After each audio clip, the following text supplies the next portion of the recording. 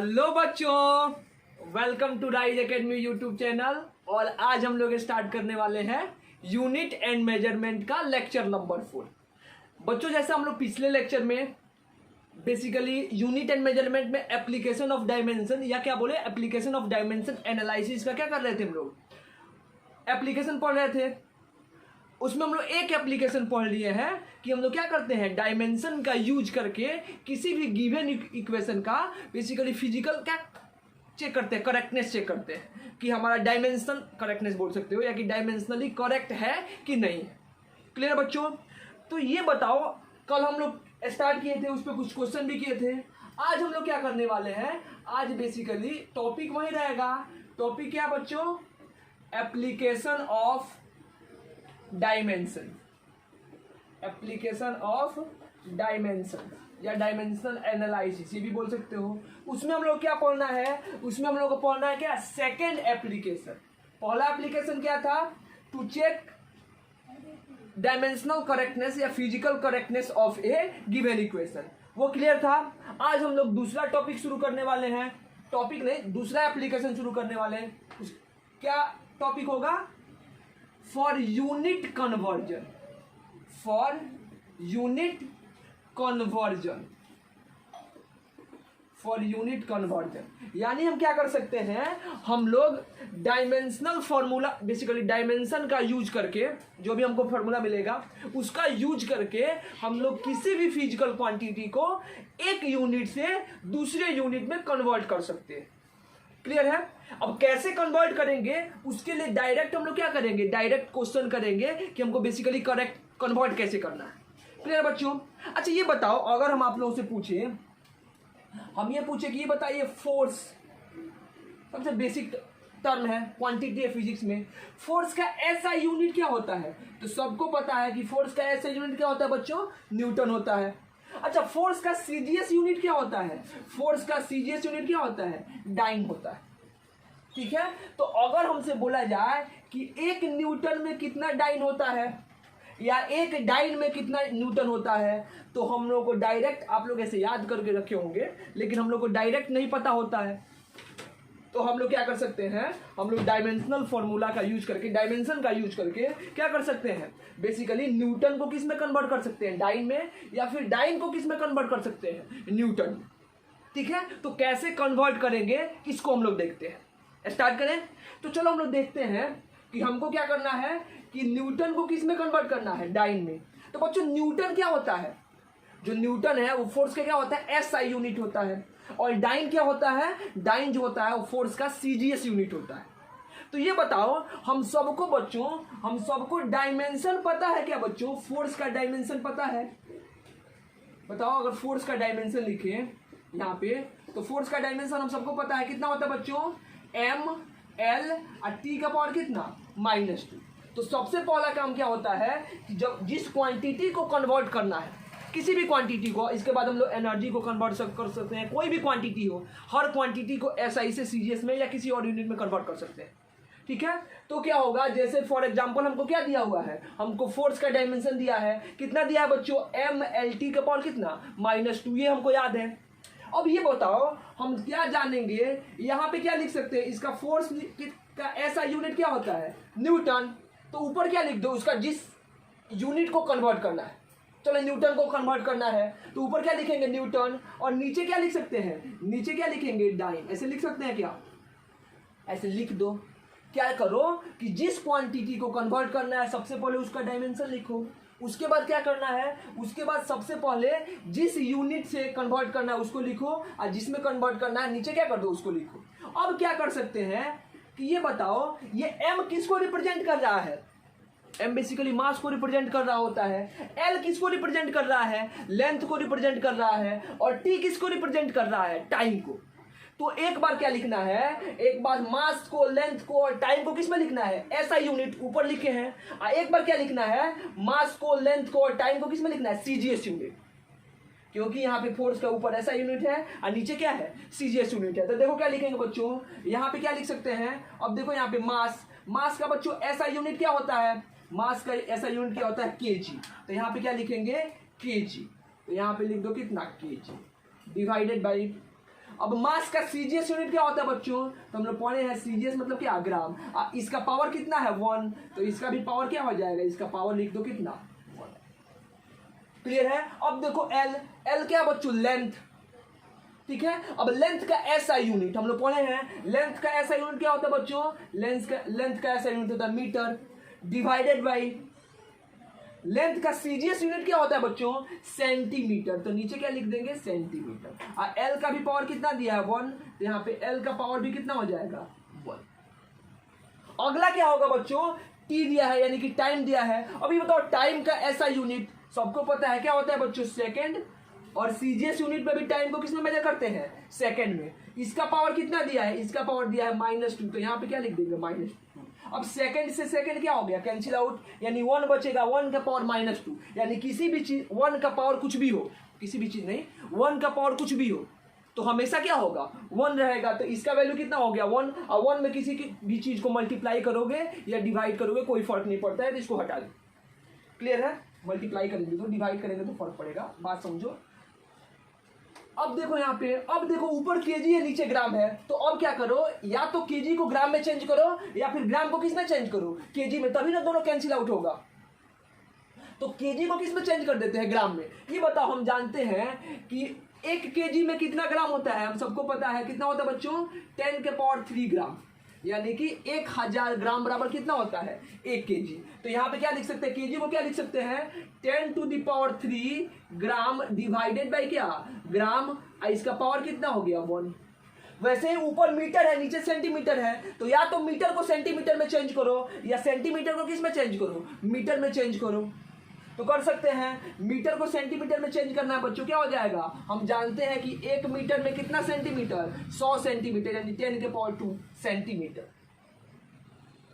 तो यहाँ पे क्या लिख सकते हैं, 10 के पावर कितना हो जाएगा बच्चों, 10 के पावर 2 क्या सेंटीमीटर डिवाइडेड बाय कितना सेंटीमीटर है, इसका पावर कितना है, इसका पावर है 1। ये तो क्या हो जाएगा, हट जाएगा, 1 का पावर -2 कितना रह जाएगा 1। अब देखो ग्राम से ग्राम कैंसिल, सेंटीमीटर से सेंटीमीटर कैंसिल। अब ये देखो 10 टू द पावर 3 है, इसका पावर 1, तो कितना रहेगा 10 का पावर 3। ये कितना है 10 का पावर 2, इसका भी पावर 1, तो कितना रहेगा 10 का पावर 2। अब हम जानते हैं कि नहीं बच्चों, यहाँ पे क्या हो जाएगा 10 का पावर 3 इंटू कितना हो जाएगा 10 के पावर 2। क्या जानते हैं बच्चों कि अगर बेस सेम होता है तो पावर क्या हो जाता है, ऐड हो जाता है। तो 10 बेस सेम है तो पावर 3 और 2 कितना हो जाएगा 5 हो जाएगा, तो 10 के पावर कितना लिख देंगे 5। यानी क्या हुआ बच्चों, यहां से क्या निकल के आया, यहां से ये निकल के आया कि 1 न्यूटन बटा क्या 1 डाइन इज इक्वल टू कितना हो गया 10 के पावर क्या 5। तो यहां से क्या निकाल सकते हैं कि 1 न्यूटन इज इक्वल टू कितना हो जाएगा 10 के पावर 5 क्या हो जाएगा डाइन। तो ये हमारा यूनिट कन्वर्ट हो गया कि 1 न्यूटन में कितना डाइन होता है, 1 न्यूटन में 10 टू द पावर क्या 10 टू द पावर 5 डाइन। या रिवर्स भी बोल सकते हैं कि 1 डाइन में कितना न्यूटन 10 का पावर कितना -5 न्यूटन। ठीक है, तो ऐसे बच्चों हम लोग क्या कर सकते हैं, यूनिट को कन्वर्ट कर सकते हैं किसी भी फिजिकल क्वांटिटी के एक सिस्टम से दूसरे सिस्टम में इजीली। चलो इसको लिखो जल्दी से, दूसरा क्वेश्चन करवाते हैं। हो गया, हो गया, रब कर दें, चलो रब करते हैं। चलो दूसरा क्वेश्चन करते हैं, आप लोग खुद से अटेम्प्ट करो। एक बेसिक सा क्वेश्चन है, एक बेसिक सा क्वेश्चन है। क्वेश्चन क्या है कि हम सबको पता है कि जो एनर्जी होता है, एनर्जी का ऐसा यूनिट क्या होता है जूल, हम सबको पता होता है। और इसका सीजीएस यूनिट क्या होता है बच्चों, इसका सीजीएस यूनिट होता है अर्ग्स। ठीक है, एनर्जी का सीजीएस यूनिट होता है अर्ग। नहीं पता है तो मान कुछ भी मान लो इसका सीजीएस यूनिट कुछ होगा। तो हमको क्या बोला है, हमको बोला है कि जूल को किस में चेंज करना है, जूल को अर्ग में चेंज करना है। यानी कि 1 जूल में कितना हमारा सीजीएस यूनिट होगा, 1 जूल एनर्जी का वैल्यू कितने सीजीएस यूनिट के इक्वल होगा। ठीक है, एनर्जी के कितने सीजीएस यूनिट के इक्वल होगा। जैसे हम लोग फोर्स का किए हैं वैसे किसका करना है, एनर्जी का। जल्दी से अटेम्प्ट कीजिए आप लोग, वीडियो को रोको, 2-3 मिनट में बन जाएगा, 2 मिनट भी सफिशिएंट है। जल्दी से निकालो कितना होगा,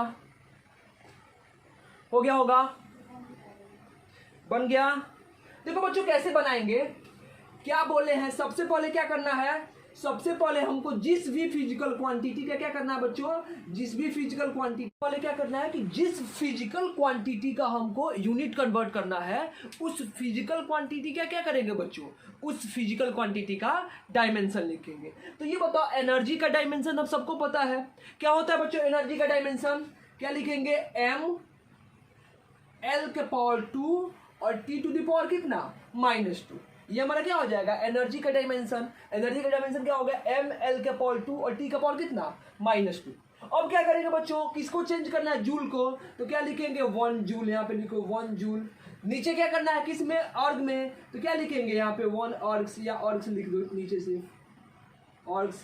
अब क्या करेंगे, एम किसको रिप्रेजेंट करता है, हम सबको पता है एम किसको रिप्रेजेंट करता है बच्चों, मास को।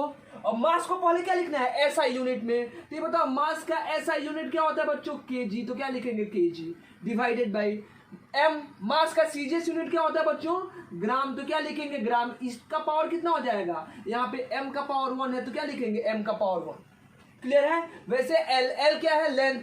अब लेंथ का एसआई यूनिट क्या होगा बच्चों, मीटर, तो क्या लिखेंगे metre divided by L length है। लेंथ का सीजीएस यूनिट क्या होता है बच्चों, सेंटीमीटर, तो सेंटीमीटर।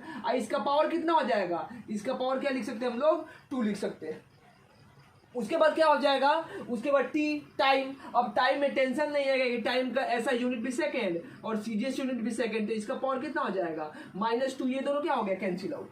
अब क्या करेंगे बच्चों, वहीं बार बार वही काम, सेम काम, यानी कि फिर केजी को किस में चेंज करेंगे, ग्राम में चेंज करेंगे। तो यहां से क्या हो जाएगा, केजी, 1 केजी में कितना 10 to the power 3 gram divided by क्या हो जाएगा ग्राम, और इसका पावर कितना हो गया, इसका पावर हो गया 1। मीटर को फिर किस में, सेंटीमीटर में, तो 10 के पावर 2 क्या सेंटीमीटर डिवाइडेड बाई कितना सेंटीमीटर, और इसका पावर कितना हो जाएगा, इसका पावर हो जाएगा 2। अब देखो ध्यान से, यहाँ ग्राम से ग्राम कैंसिल, सेंटीमीटर से सेंटीमीटर कैंसिल। यहाँ पे क्या बचेगा, यहाँ पे 10 के पावर 3 बचेगा। ये क्या हो गया, देखो 10 के पावर 2 का स्क्वायर, तो यहाँ पे क्या हो जाएगा बच्चों, यहाँ पे लिखेंगे हम लोग 10 टू द पावर कितना 4। इसके बाद क्या हो जाएगा, यहाँ पे लिख सकते हैं 1 जूल डिवाइडेड बाई क्या, और इज इक्वल टू कितना हो गया 10 टू द पावर कितना 7, यानी क्या हो जाएगा 1 जूल इज इक्वल टू कितना होता है 10 टू द पावर 7 क्या, और यानी कि 1 जूल इज इक्वल टू क्या हो जाएगा 10 टू द पावर 7 ऑर्ग्स। ऐसे हम लोग कैलकुलेट कर सकते हैं, कन्वर्ट कर सकते हैं यूनिट को।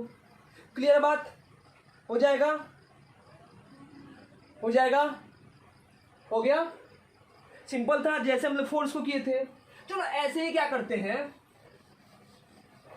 ऐसे ही एक और क्वेश्चन करते हैं। सबसे पहले क्या बोला है कि हमको क्या दिया है, कोई एक क्वेश्चन करते हैं, आप सबको पता होगा कि देखो जो ग्रेविटेशनल कांस्टेंट होता है F बराबर कितना, एक फॉर्मूला हम लोग पढ़े थे Gm1 m2 डिवाइडेड बाई कितना r²।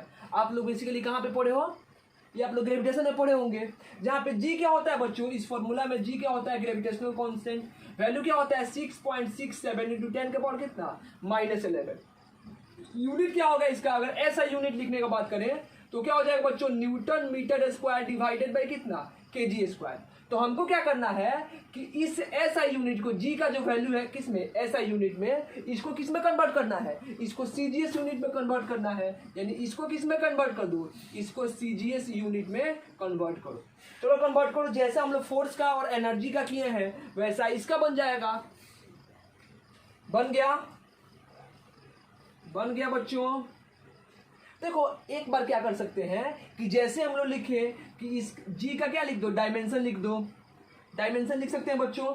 डायमेंशन लिखे पहले पहले क्या करो, न्यूटन को, बेसिकली न्यूटन को नहीं, इसके एसआई यूनिट को किस में कन्वर्ट करो, सीजीएस यूनिट में कन्वर्ट करो। या एक और तरीका है, एक यहाँ पे इजी तरीका बताते हैं कि जी इज इक्वल टू कितना हो जाएगा, जी इज इक्वल टू कितना हो गया 6.67 इंटू 10 के पावर कितना -11। अब देखो यहाँ से ये क्या है, newton metre square divided by क्या केजी स्क्वायर। अब यहाँ से क्या करो कि जितना यहाँ पे ऐसा यूनिट है इसको किस में कन्वर्ट कर दो, यहीं पे इसको सीजीएस यूनिट में कन्वर्ट कर दो। तो क्या हो जाएगा, देखो बच्चों ध्यान से, ये क्या लिख सकते हैं 6.67 इंटू 10 के पावर कितना -11 इंटू न्यूटन। न्यूटन को डाइन में चेंज कर सकते हैं, तो कितना हो जाएगा 10 टू द पावर 5 क्या dyne, 1 newton is equal to 10 to the power 5 dyne हो गया। मीटर स्क्वायर, मीटर को किस में चेंज कर दे बच्चों, सेंटीमीटर में, तो क्या हो जाएगा 10⁻² सेंटीमीटर का क्या होल स्क्वायर डिवाइडेड बाई क्या बच्चों केजी स्क्वायर। केजी को ग्राम में चेंज करो, 10 के पावर कितना 3 ग्राम का क्या हो जाएगा होल स्क्वायर। यानी कि यहां से हम लोग सॉल्व करेंगे तो क्या मिल जाएगा 6.67 इंटू 10 के पावर कितना -11, ये कितना हो जाएगा 10⁵ इंटू 10⁴ डिवाइडेड बाई कितना 10⁻ कितना हो जाएगा बच्चों 6 इंटू क्या हो जाएगा 9 सेंटीमीटर स्क्वायर डिवाइडेड बाई कितना ग्राम का स्क्वायर। ये सीधे यूनिट हो गया। अब 10 के पावर 5 इंटू 10 के पावर 4 कितना हो जाएगा 10⁹ डिवाइडेड बाई कितना 10 के पावर 6, तो कितना बचेगा बच्चों 10⁻3। तो क्या लिख सकते हैं 6.67 इंटू 10 के पावर कितना -11 इंटू 10 के पावर कितना 3, यानी क्या हो जाएगा 6.67 इंटू 10 के पावर कितना -8 क्या 9 सेंटीमीटर स्क्वायर डिवाइडेड बाई कितना ग्राम स्क्वायर। ये क्या हो गया हमारा जी का जो सीजीएस यूनिट में वैल्यू हो गया। ऐसे भी निकाल सकते हो या डायमेंशन लिख के भी निकाल सकते हो, दोनों तरीका है निकालने का। फिर हुआ बच्चों की कैसे बेसिकली डायमेंशन हम लोग यूनिट कन्वर्ट करेंगे। देखो यूनिट कन्वर्ट करना अभी कोई बड़ा इशू नहीं है। बेसिकली हमको क्या करना होगा कुछ क्वांटिटीज है जिसका यूनिट हमको याद रखना होगा कि हाँ ऐसा यूनिट में इसका वैल्यू क्या होगा और सीजीएस यूनिट में क्या होगा। अगर नहीं पता है तो आप लोग इजीली कैलकुलेट कर सकते हो जैसे हम लोग कैलकुलेट किए।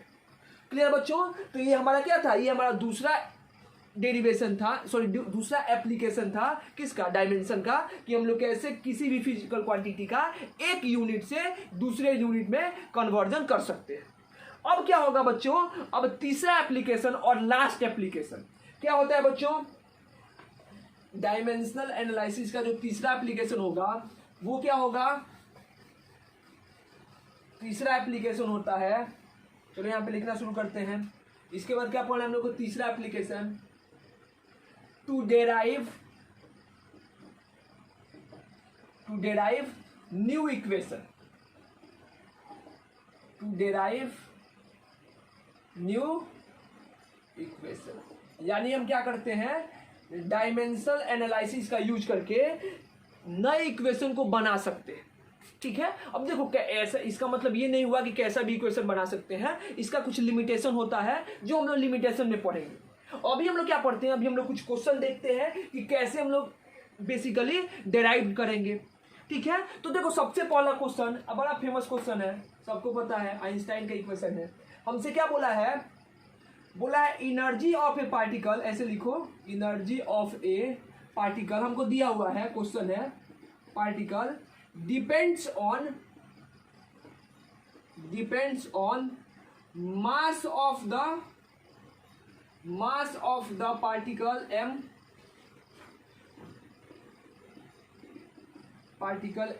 मास जो है मास पे डिपेंड कर रहा है, और मास कितना दिया है m, and speed of light, light एक पार्टिकल है, अभी तुम लोग इतना डिटेल में मत जाओ। क्या लिखेंगे, speed of light c, then find the relation between, then find the relation among क्या energy, among energy mass and speed, energy mass and speed. देखो इसी टाइप का क्वेश्चन है। ठीक है। हमसे बस ये बोल देगा कि किसी भी पार्टिकल का एनर्जी, बेसिकली लाइट के पार्टिकल का कि किस पार्टिकल का, इससे मतलब नहीं है। एज्यूम करो कि किसी भी पार्टिकल का एनर्जी किस पे डिपेंड करता है, उसके मास पे डिपेंड करता है और उसके स्पीड पे। ठीक है। हम एज्यूम किए कि स्टैंडर्ड फॉर्मूला बनाना है, तो इसीलिए क्या एज्यूम कर लिए कि स्पीड ऑफ लाइट पे डिपेंड कर रहा है। ठीक है, लाइट का पार्टिकल। क्लियर है। ऐसे होता नहीं है, अभी बस समझना है, बस समझने के लिए है कि दे दिया है कि energy of particle depend on mass of the particle and speed of light. तो हमको क्या बताना है कि इस एनर्जी, इस मास और इस लाइट के स्पीड में क्या रिलेशन होगा, वो हमको बताना है। ठीक है। तो देखो बच्चों बनाएंगे कैसे अटेम्प्ट करते हैं इस टाइप का क्वेश्चन, या कैसे बनेगा। तो देखो क्या लिखेंगे, देखो सबसे पहले बच्चों क्या लिखते हैं, सबसे पहले कि हमको दिया क्या है, हमको दिया है कि energy of the particle is depends on मास। अब मास पे कैसे डिपेंड कर रहा है, क्या डायरेक्टली डिपेंड कर रहा है, डायरेक्टली प्रोपोर्शनल है, इनडायरेक्टली प्रोपोर्शनल है, या E is proportional to m square है, m का पावर 4 है, m का पावर 3 है, m का पावर -4 है, कुछ भी हो सकता है। डिपेंड करने का मतलब क्या हुआ कि एनर्जी मास पे डिपेंड कर रहा है। अब किस फॉर्म में डिपेंड कर रहा है ये हमको नहीं पता है, तो हम लोग क्या लिखेंगे, हम ये मान लेंगे कि एज्यूम कर लो कि एनर्जी ऑफ पार्टिकल किस पे डिपेंड कर रहा है, मास के किसी जनरल पावर ए पे डिपेंड कर रहा है, और ए का वैल्यू कुछ भी हो सकता है, ए का वैल्यू 1 -1 2 -2 -4 -3 कुछ भी हो सकता है। तो हम लोग क्या एज्यूम किए, हम लोग एज्यूम किए एनर्जी किस पे डिपेंड कर रहा है, m का पावर a, और स्पीड ऑफ लाइट का पावर कितना b, यानी दोनों पे डिपेंड कर रहा है। स्पीड ऑफ लाइट पे भी डिपेंड कर रहा है, तो इसका भी डायरेक्टली हो सकता है, इनडायरेक्टली हो सकता है, इनवर्सली हो सकता है। क्लियर है बच्चों। तो इसके बाद क्या हो जाएगा, इसके बाद हम लोग लिख सकते हैं, पहला क्या हो जाए, energy of particle depends on मास, मान लो कोई जनरल पावर a और स्पीड ऑफ लाइट का जनरल पावर कितना b, तो हमको तीनों में रिलेशन निकालना है। तो बस ये हो गया। अब यहां से हमको क्या निकालना है, यहां से a और b का वैल्यू निकाल लेना है। अगर a और b का वैल्यू निकाल लोगे तो तुमको रिलेशन मिल जाएगा, यानी कि फॉर्मूला मिल जाएगा कि किस फॉर्म में डिपेंड कर रहा है। क्लियर हो बच्चों। हमको दिया था कि एनर्जी किस पे डिपेंड कर रहा है, मास पे, और किस पे, स्पीड ऑफ लाइट पे, लेकिन कैसे डिपेंड कर रहा है ये नहीं बताया हुआ है। तो हम क्या किए कि एनर्जी मान लिए मास टू द पावर क्या है a, और speed of light to the power क्या है b। अब क्या करेंगे कि इस प्रोपोर्शनलिटी के साइन को हटाएंगे। हम जानते हैं कि जब कभी भी प्रोपोर्शनलिटी का साइन हटता है तो एक कांस्टेंट आता है। हम हमेशा यहाँ पे क्या एज्यूम करेंगे कि कौन सा कांस्टेंट आएगा बच्चों, डायमेंशन लेस कांस्टेंट आएगा। ठीक है, ये एज्यूम करना होगा, क्योंकि इसका लिमिटेशन होगा कि अगर यहाँ पे डायमेंशनल कांस्टेंट आ गया तो हम लोग इक्वेशन को प्रूफ नहीं कर सकते हैं, या इक्वेशन को बना नहीं सकते, गलत हो जाएगा। ठीक है, तो हम लोग क्या करते हैं कि यहाँ पे कांस्टेंट आया E इक्वल टू, एज्यूम कर लो कि m टू द पावर कितना a और c टू द पावर कितना b। ये हो गया हमारा, बन गया। अब वेयर के क्या है, यहाँ पे लिख दो वेयर के is dimension less constant, dimension less constant. बच्चों अगर डायमेंशनल कांस्टेंट होगा, उस दिन बताए थे कि कांस्टेंट दो टाइप का होता है, एक डायमेंशनल कांस्टेंट और एक डायमेंशन लेस कांस्टेंट, यानी कि ऐसा कांस्टेंट जिसका कोई डायमेंशन नहीं होता है। तो जब भी ये फॉर्मूला बनेगा, यहाँ पे जो कांस्टेंट आएगा वो कौन सा कांस्टेंट होगा, डायमेंशन लेस कांस्टेंट होगा। फॉर एग्जाम्पल अभी जो हम लोग पढ़े हैं कि a बराबर कितना, gm1 m2 by are square, अगर इस फॉर्मूला को बोल दिया जाए बनाइए तो ये वाला फॉर्मूला नहीं बन पाएगा। क्यों नहीं बन पाएगा बच्चों, क्योंकि यहाँ पे जो कांस्टेंट आ रहा है g, वो g क्या है, डायमेंशनल कांस्टेंट है। तो ये एक लिमिटेशन है जो अभी हम लोग पढ़ेंगे अगला टॉपिक, कि डायमेंशनल एनालिसिस से या डायमेंशन का यूज करके सिर्फ उसी इक्वेशन को ड्राइव किया जा सकता है जहां पे क्या हो, जहां पे डायमेंशन लेस कांस्टेंट आता हो। अगर डायमेंशनल कांस्टेंट आएगा तो फॉर्मूला डिराइव्ड नहीं होगा। ठीक है बच्चों, तो यहाँ पे हम लोग क्या एज्यूम कर लिए हैं, यहाँ पे ये एज्यूम कर लिए हैं कि ये जो कांस्टेंट है वो कौन सा कांस्टेंट होगा, डायमेंशन लेस कांस्टेंट होगा।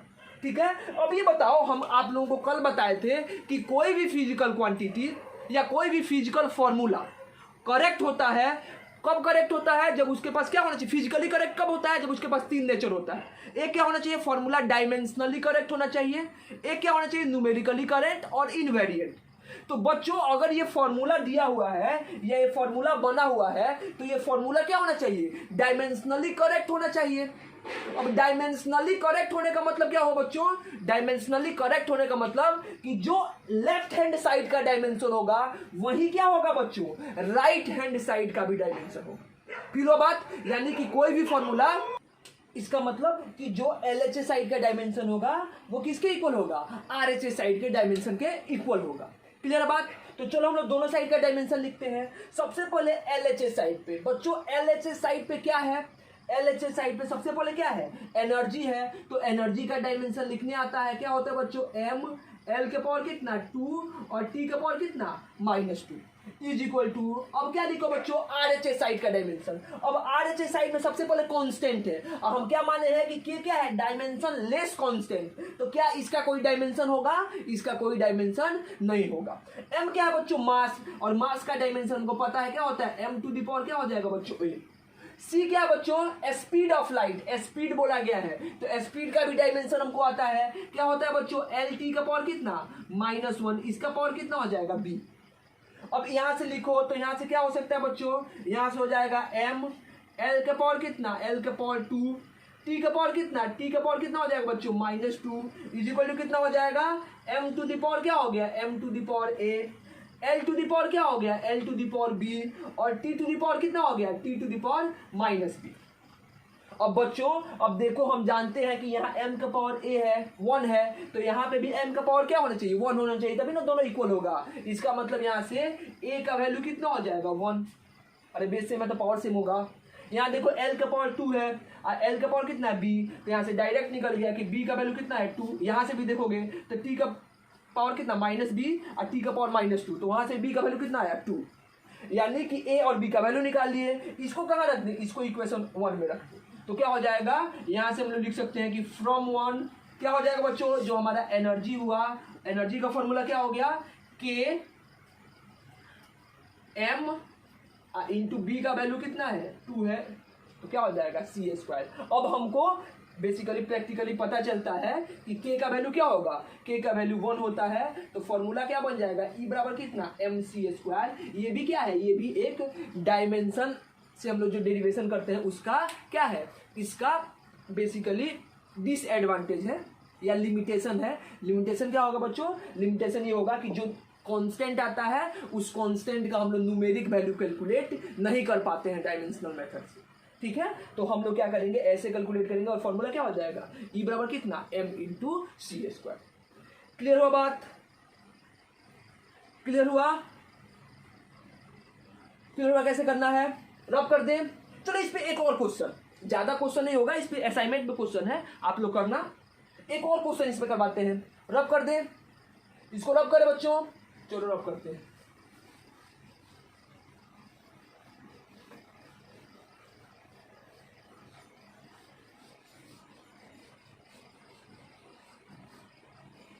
चलो देखो बच्चों क्वेश्चन क्या है, हमसे क्या बोला है कि force on A particle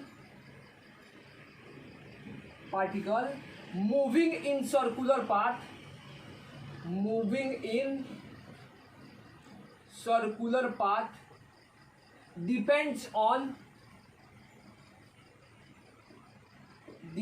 on किस किस चीज पे बच्चों डिपेंड करता है, मास ऑफ पार्टिकल, और मास ऑफ पार्टिकल मान लो कितना है m, स्पीड ऑफ पार्टिकल, अब मान लो स्पीड ऑफ पार्टिकल कितना है v, and radius of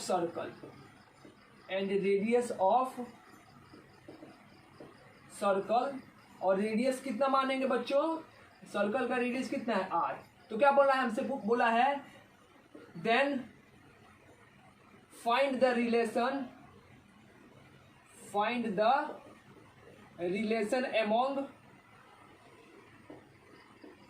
among force, mass, speed and radius. हमसे क्या बोला है कि इस चीज चारों चीजों में, कि फोर्स में, मास में, स्पीड में और उसके रेडियस में क्या रिलेशन होगा, उस रिलेशन को एस्टेब्लिश कीजिए या फॉर्मूला को एस्टेब्लिश कीजिए। सेम बच्चों कॉन्सेप्ट है जो पिछला क्वेश्चन था, as it is exact same concept है, ठीक है। जल्दी से वीडियो को रखो और ट्राई करो, एकदम बनेगा आप लोगों से। जल्दी से बनाओ बच्चों, जल्दी से बनाओ, बन गया, चलो बना देते हैं। सबसे पहले क्या बोलेंगे बच्चों, अब हमको नहीं पता है कि कैसे डिपेंड कर रहा है, तो क्या मान लेंगे कि मान लो कि फोर्स जो है वो किस पे डिपेंड करता है, मास का कोई जनरल पावर A उस पे डिपेंड कर रहा है, और किस पे डिपेंड करेगा, V के कोई जनरल पावर B पे और R के कोई जनरल पावर C पे, ठीक है। मास पे भी, स्पीड पे भी, और क्या उसके रेडियस पे भी। क्लियर बच्चों। अब देखो यहां से, अब क्या करेंगे बच्चों, ये प्रोपोर्शनलिटी का साइन हटेगा तो क्या आएगा, एक कांस्टेंट आएगा। और बच्चों कैसा कांस्टेंट आएगा, डायमेंशन लेस कांस्टेंट आएगा के। ठीक है, बार बार लिखने की जरूरत नहीं है, एक बार बता चुके हैं कि जो कांस्टेंट आता है बच्चों वो क्या होता है, डायमेंशन लेस कांस्टेंट। ठीक है, अब यहाँ पे क्या हो जाएगा बच्चों, m टू द पावर कितना a, b to the power b और r टू द पावर कितना c। अब ये मान लो इक्वेशन नंबर 1। अब बच्चों हम क्या जानते हैं कि अगर ये फॉर्मूला सही है या अगर ये रिलेशन सही है, इसका मतलब क्या होगा कि इसका जो LHS साइड का डायमेंशन होगा वो किसके इक्वल होगा, वो RHS साइड के भी डायमेंशन के इक्वल होगा। तो हमको क्या करना है बच्चों, हमको डायमेंशन लिखना है। तो चलिए लिखते हैं डायमेंशन। अब LHS साइड में क्या है बच्चों, फोर्स। और फोर्स का डायमेंशन हमको आता है, क्या लिख देंगे, MLT के पावर कितना बच्चों, -2 इज इक्वल टू के। क्या है बच्चों, के कांस्टेंट है तो के का कोई डायमेंशन नहीं होगा। m क्या हुआ, मास, और मास के पावर कितना हो गया a। b क्या है, स्पीड, स्पीड का पावर कितना हो गया, LT का पावर -1, इसका पावर कितना b। r क्या है बच्चों, r रेडियस, रेडियस मतलब क्या, लेंथ, लेंथ का पावर कितना, l का पावर कितना हो गया c। अब यहाँ से सॉल्व करो, क्या लिख सकते हैं बच्चों, m LT का पावर कितना -2 इज इक्वल टू क्या हो गया, इसको लिखेंगे m के पावर कितना a, ये क्या हो जाएगा बच्चों, l के पावर b और t का पावर कितना -b, यहाँ पे क्या हो जाएगा l के पावर c।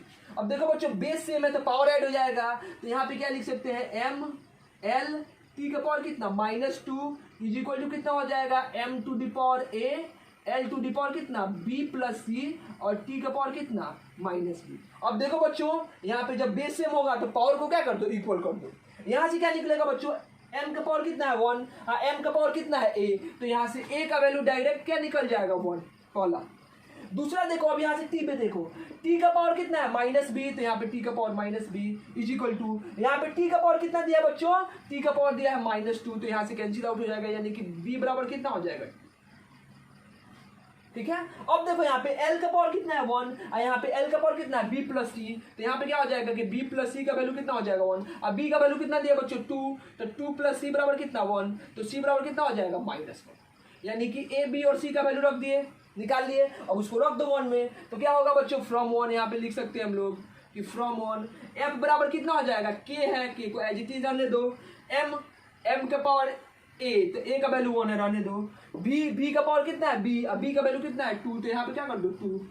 r का पावर कितना है c, c का पावर कितना है -1, तो क्या लिख दो -1, यानी फॉर्मूला क्या बन गया, f बराबर कितना, k इंटू mv² डिवाइड में क्या r। अब यहाँ से हमको पता चलता है आगे थ्योरेटिकली, सॉरी प्रैक्टिकली, कि k का वैल्यू कितना होगा, k का वैल्यू फिर 1 होगा, तो यहाँ से f बराबर कितना हो जाएगा, f बराबर हो जाएगा mv² क्या r। निकाल सकते बच्चों, अगर निकाल सकते हैं, ऐसा कोई भी रिलेशन देगा तो बेसिकली हम क्या करेंगे, ऐसे ही पावर में लिखेंगे और दोनों साइड डायमेंशन निकालेंगे, और डायमेंशन निकाल के क्या कर सकते हैं हम लोग, क्वेश्चन को सॉल्व कर सकते हैं। ठीक है, अब इस पे बेस्ड क्वेश्चन है हम लोगों का, इस पे बेस्ड असाइनमेंट पे बहुत सारा क्वेश्चन है, आप लोग कर लेना। ठीक है, हम लोग क्या पढ़ते हैं, इसके बाद इसका लिमिटेशन पढ़ते हैं और इस लेक्चर को कंप्लीट करते हैं। इसके बाद हम लोग क्या करेंगे, कुछ क्वेश्चन करेंगे डायमेंशन एनालिसिस का, फिर हम लोग एरर स्टार्ट करने वाले। ठीक है, तो जल्दी से लिखो, इसको जल्दी से लिखो, हो गया, मिटा दे। चलो बेसिकली डायमेंशन का last topic, limitation of dimension. देखो सबसे अच्छा होता कि तुम लोग पहले खुद से सोचते एक बार कि लिमिटेशन क्या होता, उसके बाद हम लोग लिखते, या फिर डायरेक्ट लिख दें। अगला क्या होगा, अगला जो टॉपिक है हमारा, अगला टॉपिक होगा लिमिटेशन ऑफ डायमेंशन।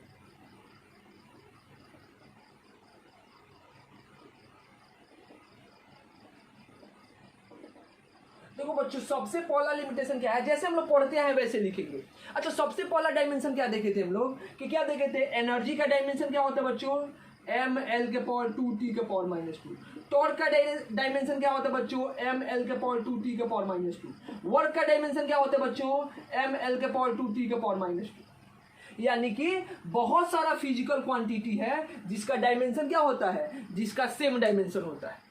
यानी कि हम लोग डायमेंशन दे करके फिजिकल क्वांटिटी को एकदम एग्जैक्टली नहीं बता सकते, ठीक है, कि इसका डायमेंशन क्या होगा। तो ये क्या हो गया, ये पहला लिमिटेशन हम अपने हिसाब से लिख सकते हैं। तो क्या हो जाएगा, सिर्फ पॉइंट लिखो, क्या लिखेंगे, many physical quantities many physical quantities having same dimension, having same dimension, ये पहला लिमिटेशन। ठीक है, अब इसको एक्सप्लेन करने की जरूरत नहीं है।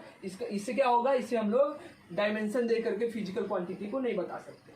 ठीक है बच्चों, इसके बाद क्या आता है, ठीक है, we can not determine the numeric value of, we can not calculate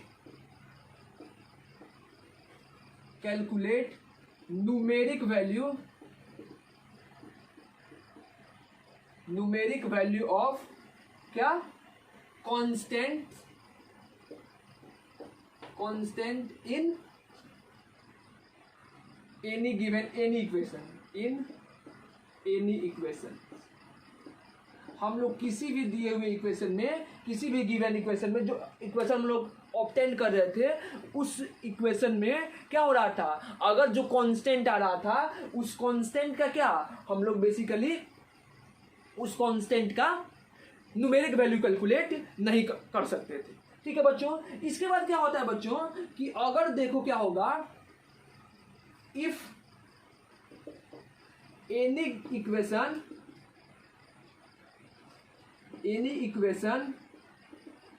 contains trigonometric ratios,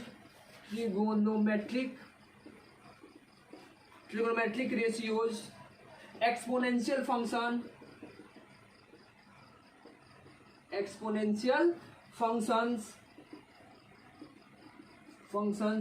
then we cannot establish the relation, then we cannot find the relation, establish के जगह पे क्या लिखो, find the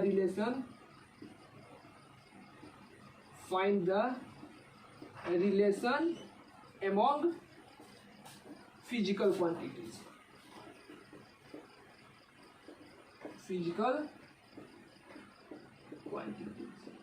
देखो बच्चों है क्या कि फॉर एग्जांपल मान लो क्या है कि हमको इस टाइप की इक्वेशन हो, y इक्वल टू क्या हम लोग पढ़े थे ना, a साइन कितना ओमेगा टी प्लस माइनस कितना की एक्स, इस टाइप के इक्वेशन हो और इस टाइप के इक्वेशन को एस्टेब्लिश करना हो। ठीक है, तो इस टाइप का इक्वेशन हम लोग एस्टेब्लिश नहीं कर सकते हैं। या फिर ऐसा दे दे क्यू बराबर कितना, क्यू नॉट इंटू यू के ऊपर कितना टी बाई आर सी, इस टाइप का रिलेशन, जहाँ पे ई आ गया, जहाँ पे कितना आ गया, साइन आ गया, कॉस आ गया, कुछ ये सब आ गया, लॉग वगैरह आ जाएगा, तो उसको हम लोग क्या करेंगे, उसको हम लोग डायमेंशनल फॉर्मूला से उस इक्वेशन को ऑब्टेन नहीं कर सकते हैं, यानी कि वहाँ पे हम लोग बेसिकली रिलेशन को एस्टेब्लिश नहीं कर सकते। ठीक है, अगला क्या होगा बच्चों, लिमिटेशन। तो वो अगला क्या हो जाएगा, अगला बेसिकली क्या होता है, अगला अगर हो जाए कि if dimensional constant is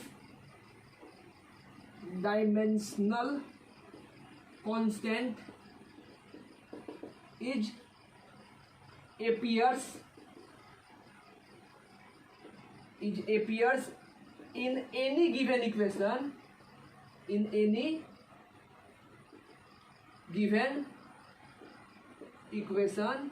then which is we cannot find the relation among them,